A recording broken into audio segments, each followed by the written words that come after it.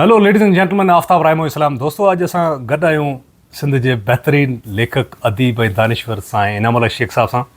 ऐं अचो त हुन सां कचहरी कयूं था।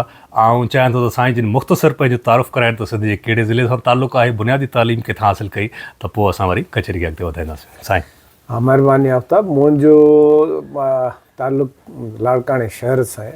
मुंहिंजी पैदाइश 3 फरवरी 1962 में लाड़काणे शहर में थी। कर्मा बाग मोहल्लो आहे। ऐं इब्तिदाई तालीम प्राइमरी ख़ैरशाह बुखारी प्राइमरी स्कूल हो। सेकेंडरी तालीम मुंहिंजी पायलट स्कूल लाड़काणे में थी ऐं हायर सेकेंडरी डिग्री कॉलेज लाड़काणे में। उतां खां पोइ मां BA ऑनर्स करण जे लाइ वियुसि कराची यूनिवर्सिटी फ़िलासफ़ी डिपार्टमेंट में। उते BA ऑनर्स कई। उन खां पोइ सिंध यूनिवर्सिटी मां मास्टर्स कई इंटरनेशनल अफेयर्स में ऐं उहा मुंहिंजी डिस्टिंक्शन सां ई फर्स्ट क्लास फर्स्ट में। उन खां पोइ मुंहिंजूं नौकिरियूं जो कैरियर शुरू कयो। सभ खां पहिरीं मुंहिंजी नौकिरी हुई senior auditor accountant general office में। पोइ उते मां 2-3 दफ़ा जेको आहे सो थोरो जेका मथी कमाई थींदी आहे उहा कई। पर इतफ़ाक़ सां मूंखे उते 2-3 अहिड़ा झटका लॻा जो पोइ मां हुन नौकिरीअ तां इस्तीफ़ा ॾेई ऐं तालीम खाते में पंहिंजी नौकिरी शुरू कई। पोइ पहिरें फेडरल उर्दू यूनिवर्सिटीअ में 8 साल रहियुसि लेक्चरर। पोइ वरी सिंध यूनिवर्सिटीअ में आयुसि। उते 12 साल लेक्चरर असिस्टेंट प्रोफेसर रहियुसि। पोइ 2003 में वरी सिंधियत बि बोर्ड जो मां सेक्रेटरी थियुसि। ऐं उन खां पोइ 2009 में मां वरी वापसि वियुसि अल्लामा इक़बाल ओपन यूनिवर्सिटी में। पहिरीं मां डायरेक्टर थियुसि, पोइ DG थियुसि ऐं 2022 में मां हुतां रिटायर कयो। सुठो। अॼु असां हिते मौजूदु आहियूं साना कन्वेंशन जेको 40 थिए पियो। ऐं हिते कल्ह तव्हांजो ॾाढो बहितरीनु सेशन बि हुयो। सिंध जी डेमोग्राफिक लोकेशन जोग्राफिकल उनजा इम्पैक्ट असर। ऐं चाहियां थो त मुख़्तसर साईं जन असांखे इहो ॿुधाइनि त सिंधी माण्हू ऐं सिंधी समाज गुज़िरियल उनजी तारीख़ ते जेकॾहिं पाण नज़र विझूं त पोइ उहे कहिड़ा सबब आहिनि जंहिंजे करे असां बाक़ी दुनिया खां थोरा पोइते रहिजी विया आहियूं। जी ॾिसो, असां समेत चओ टी दुनिया जा काफ़ी मुल्क आहिनि या काफ़ी अहिड़ा टेरिटरीज़ आहिनि जेके पोइते पियल आहिनि। ऐं पोइते पवण जो वॾे में वॾो जेको ताल्लुक़ु आहे उहो इहो आहे त असांजे इलाइक़े में या असांजे सिंध जे अंदरि कानून जी हुक्मरानी कान्हे। चीनी फ़िलासफ़र हो कन्फ्यूशियस, उन खां कंहिं पुछियो त असांखे मुख़्तसिर लफ़्ज़नि में ॿुधायो त हिकिड़ी आइडियल सोसाइटी कीअं थींदी आहे। उन चयो आइडियल सोसाइटी इहा आहे त अवाम हुक्मराननि जे ताबे हुजे ऐं हुक्मरान कानून जे ताबे हुजनि। कानून जी हुक्मरानी कोन्हे, उन जे नतीजे में मुख़्तलिफ़ बीमारियूं पैदा थियूं आहिनि। उहे बीमारियूं आहिनि तालीम जी अणाठ, उहे बीमारी आहे बुनियादी सहूलियतुनि जी अणाठ, म्यूनिसिपल फैसिलिटीज़ जी अणाठ, प्लैनिंग ऐं डेवलपमेंट जी अणाठ। त इन्हनि सभिनी बीमारियुनि गॾिजी ऐं प्लस जेका मुसलसिल सिंध गुज़िरियल 200-300 सालनि खां हिकिड़े अनस्टेबल हिन में रही आहे सूरत हाल में, उन जा बि सिंधी माण्हूअ जे नफ़्सियात ते असर पिया आहिनि। ऐं टियों त असां लोअर रिपेरेंस आहियूं। सो दुनिया में जेके बि लोअर रिपेरेंस या दरिया जे पछाड़ीअ में या हेठाईअ में इलाइक़ा हूंदा आहिनि उन्हनि में थोरी सुस्तीअ जो अंसर बि हूंदो आहे।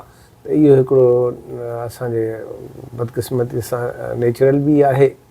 ऐं उन खां पोइ याने मुसलसिल अदम इस्तेहकाम रखण जे करे माण्हुनि में जेको हसद साड़ ऐं हिक ॿिए जे ख़िलाफ़ु नफ़रत जो जज़्बो शदीद थींदो आहे, उहो बि सिंध में शदीद थी वियो आहे।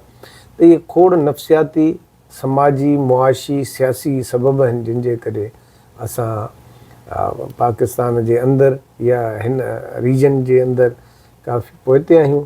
ऐं इन ते असांखे सॼी क़ौम खे इन सूरत हाल खे तब्दील करण जे लाइ गौर वीचार करणु खपे। सही।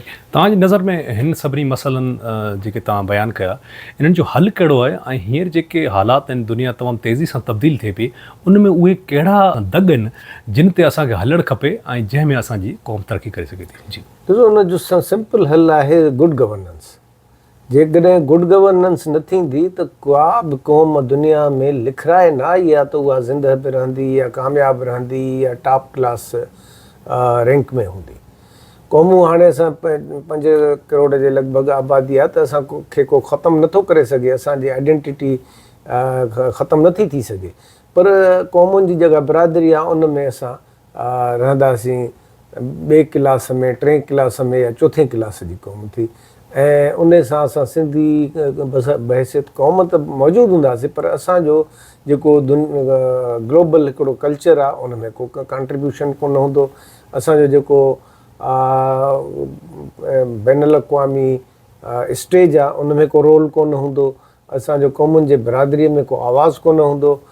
त बुनियादी मां ॻाल्हि इहा थो कयां त सिंध हिकु त इल गवर्नेंस जेकॾहिं आहे त उहा मज़े जी न आहे, ऐं बैड गवर्नेंस इन जो शिकार आहे।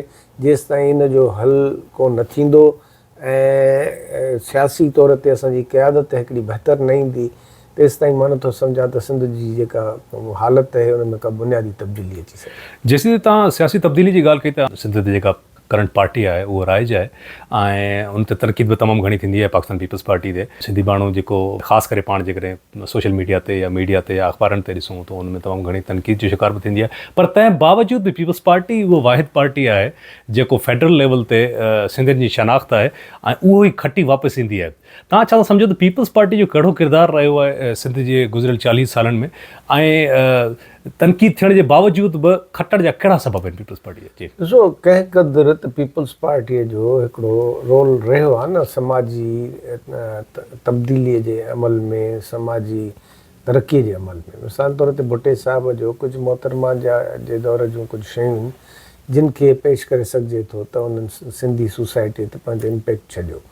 बाक़ी गुज़िरियल 15 साल त एॾा शदीद आहिनि पीपल्स पार्टी जा, जंहिंमें करप्शन ऐं बैड गवर्नेंस ॼण त उहा उन्हनि जी आइडेंटिटी थी वई आहे। हालांकि जेका इन्हनि जी काबीना में, इन जे क़यादत में पढ़ियल लिखियल माण्हू आहिनि। ख़ुदि बिलावल भुट्टो ज़रदारी जेको ऑक्सफर्ड जो ग्रेजुएट आहे, ऐं असांजो जेको सिटिंग चीफ मिनिस्टर आहे सिंध जो मुराद अली शाह, उहो स्टैनफोर्ड जो ग्रेजुएट आहे, MS आहे, ऐं ॿिया बि केतिरा असांजा मिनिस्टर आहिनि, सरदार शाह या काफ़ी ॻणाए सघिजनि था, जेके त बाशऊर बि आहिनि, तइलीम याफ़्ता बि आहिनि, एक्सपोजर बि उन्हनि खे आहे। पर ओवरऑल जेका पार्टीअ जी क़यादत आहे, टॉप क्लास क़यादत जो जेको तरीक़ेकार आहे, उन पार्टीअ खे एॾो स्टैंड स्टिल करे छॾियो आहे, एतिरो रवायती पार्टी करे छॾी आहे जो जेका पुराणे दौर जी मुस्लिम लीग ई ऐं जदीद दौर जी पीपल्स पार्टी में को फ़र्क़ु न बचियो आहे। उहो ई एस्टेब्लिशमेंट सां ॻाल्हियूं, एस्टेब्लिशमेंट सां जेको आहे सो साज़बाज़, ऐं उहे ई अवामी जेके बुनियादी मसइला आहिनि उन्हनि जे हल खां कन लाटार, ऐं उहो ई जेको पुराणो हिकिड़ो करप्ट पॉलिटिकल प्रैक्टिसिस जो कल्चर आहे उन जी कंटिन्यूटी आहे। नतीजे में सिंधी अवाम जी त हालत तब्दीली कोन थी थिए, ॾींहों ॾींहुं सिंध जी जेका गुरबत आहे, तालीम जी अनाहठ आहे, सिहत जी सहूलियतुनि जो फुक़दान आहे, ऐं ॿियूं जेके बि ज़िंदगीअ सां लाॻापियल सहूलियतूं आहिनि उन में कमी घटिताई जो जेको रुझान आहे उहो ॾींहों ॾींहुं वधी रहियो आहे। त मां सम्झां थो पीपल्स पार्टी इन टोटो सिंध खे काफ़ी नुक़सानु पहुचायो आहे इहे गुज़िरियल 15 सालनि में, छाकाणि जो जॾहिं तव्हां मोहल्ले में रुॻो हिकिड़ो दुकानु हुजे जेको का शयूं विकिणे, या कंहिं बि हिकिड़ी ताक़त जी हिकु हटी हुजे, त उन सां मुक़ाबले जो रुझान ख़तमु थी थो वञे। मुक़ाबिलो न थियण जे सूरत में जेको आहे सो का सिहतमंद गवर्नेंस असांखे मिले कोन थी। जेकॾहिं पीपल्स पार्टीअ खे इहो भउ हुजे त हुननि अवामी ख़िदमत न कई ऐं उन्हनि जे साम्हूं हिकिड़ी ॿी अहिड़ी कुवत आहे जेका अचे इक़्तिदार ते उन्हनि सां कॉम्पीट करे वेही रहंदी, त शायदि पीपल्स पार्टी जो ख़ुदि रवैयो ॿियो हुजे। जीअं त अनथ्रेटेंड आहिनि, तंहिंजे करे उहो मोनोपोली पंहिंजी रखे वेठा। तव्हांजे इन जवाब मां हिकिड़ो ॿियो सुवालु उभिरे थो त सिंध में एतिरियूं सारियूं कॉम्प्रस्त पार्टियूं आहिनि, मुतबादिल सियासत जेसी ॻाल्हि कई, जंहिंमें के त अहिड़ियूं आहिनि जेके सिर्फ़ु गैर पार्लिमानी सियासत में यकीन रखनि थियूं, उन्हनि खे जेकॾहिं पाण साइड लाइन करे वठूं, जेके सिंधी कॉम्प्रस्त पार्टियूं जेके पार्लिमानी सियासत में यकीन रखनि थियूं, तव्हां छा था सम्झो त उन्हनि जे फुक़दान जो कहिड़ो सबबु आहे? सिंध जो माण्हू उन्हनि खे छो नथो ट्राए करे? न, उहे रुॻो नाले जूं अवामी तर्जुमान पार्टियूं न, जेको वोट जी सियासत, इलेक्शन जी सियासत ऐं ख़ुदि अवामी सियासत जे लाइ जेके लवाज़मात आहिनि या जेके घुर्जूं आहिनि उन्हनि खे हू पूरी कोन था कनि। जेकॾहिं तव्हां 4.5 साल हिकिड़े हल्के मां ग़ाइबु रही ऐं वञी बीहंदो 2-3 महीना अवल तयारी करे चंदा करे ऐं इलेक्शन कैंपेन हलाईंदो त अवाम त उनखे मोट कोन ॾींदो। ऐं जेको आहे सो माण्हू जे रोज़मर्रा जे ज़िंदगीअ में मसइलनि में मुश्किलातुनि में तव्हांजो रोल कोन्हे, इन मौक़े ते तव्हां हुननि खे चवंदव त हू मोट न ॾींदो। छाकाणि जो तव्हां असां मञूं या न मञूं, पीपल्स पार्टी या कुझु ॿियूं पार्टियूं आहिनि जिन जा नुमाइंदा मुस्तक़िल अवाम सां कॉन्टेक्ट में आहिनि ऐं उन्हनि में अवाम में जेके उन्हनि जा ख़ासि माण्हू आहिनि उन्हनि खे नवाज़नि बि था। पीपल्स पार्टी हिकिड़ो ॾुखियो मॉडल बि क्रिएट करे वरितो आहे त हुननि यूसी सतह ते 2-2 माण्हू ॿधी छॾिया आहिनि ऐं उन्हनि खे 5 नौकरियूं, 5 नलका, 5 जेके आहिनि से ॿियूं सहूलियतूं ॾिनियूं ऐं उन्हनि खे बाउंड करे छॾियो त असांखे यूसी खटराए ॾियो। ऐं इन यूसी खटराइण में वरी जेका गवर्नमेंट निगरान ठहे थी उन में बि पीपल्स पार्टीअ जो आशीर्वाद आहे। जेके ब्यूरोक्रेट्स आहिनि उहे ख़ुदि पीपल्स पार्टीअ जे माण्हुनि जा मिट माइट आहिनि या उन्हनि जे असर में आहिनि।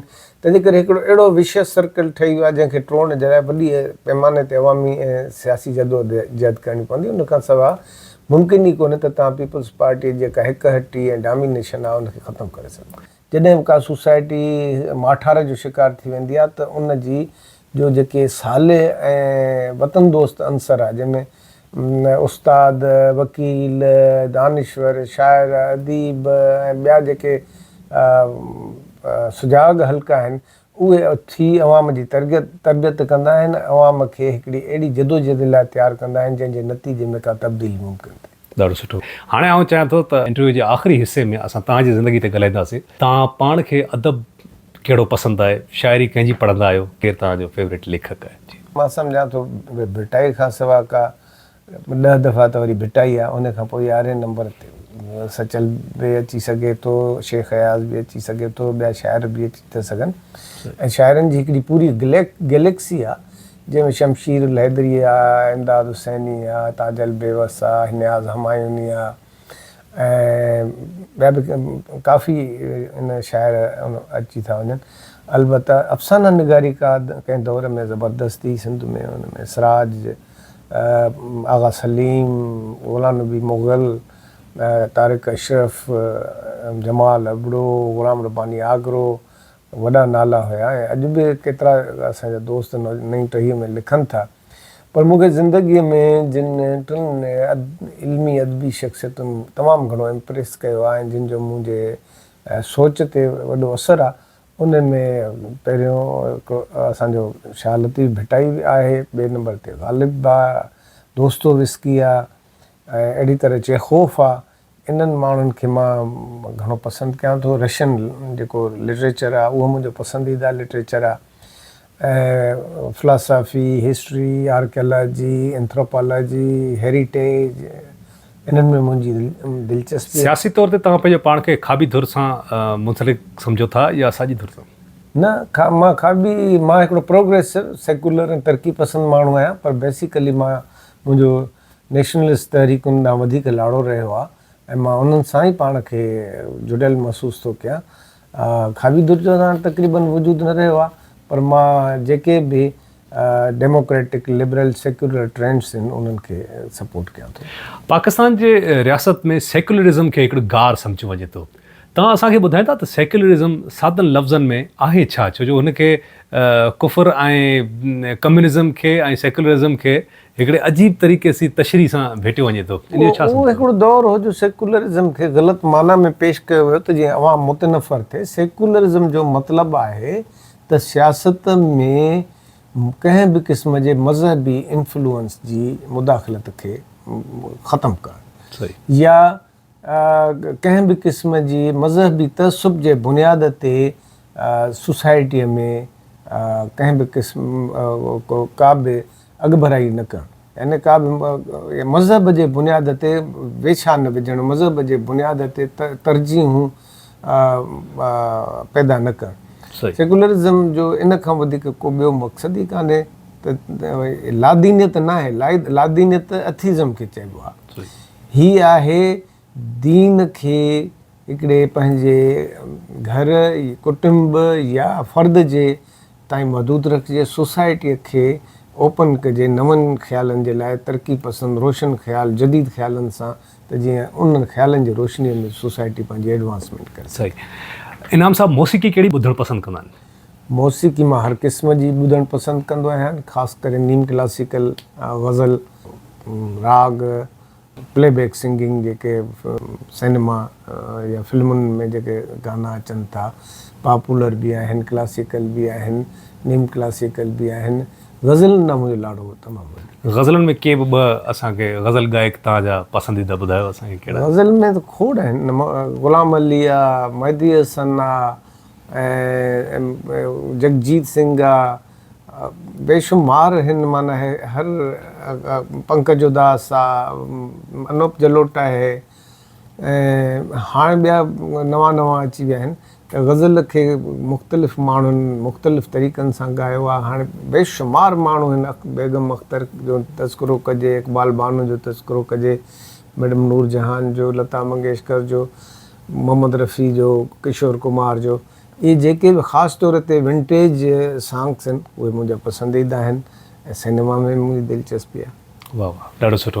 ऐं चाहियां त साईं जिन आख़िर में असांखे को हिकिड़ो बहितरीनु पंहिंजो ऑल टाइम फेवरेट शेर ॿुधाइनि जेको साईं जिन खे तमामु घणो पसंदि आहे, त पोइ असां इजाज़त वठंदासीं। बेशुमार शेर यादि आहिनि, पर भिटाईअ जो हिकिड़ो शेर मूंखे तमामु घणो पसंदि आहे, त नैण न निंड्रूं कनि भॻो आरस अखड़ियुनि, नैण न निंड्रूं कनि भॻो आरस अखड़ियुनि, उझामियो ॿरनि तोखे सारियो सुपरी। वाह, बड़ी महिरबानी साईं। सो दोस्तो, उमेद आहे त अॼोको ही कचहरी जो सेशन तव्हांखे पसंदि आयो हूंदो। इन सां गॾु पंहिंजे होस्ट ऐं दोस्त आफ्ताब रायमूं खे इजाज़त ॾींदा, जिते हुजो ख़ुशि हुजो, आबाद हुजो, सिंध सलामत, साथ सलामत।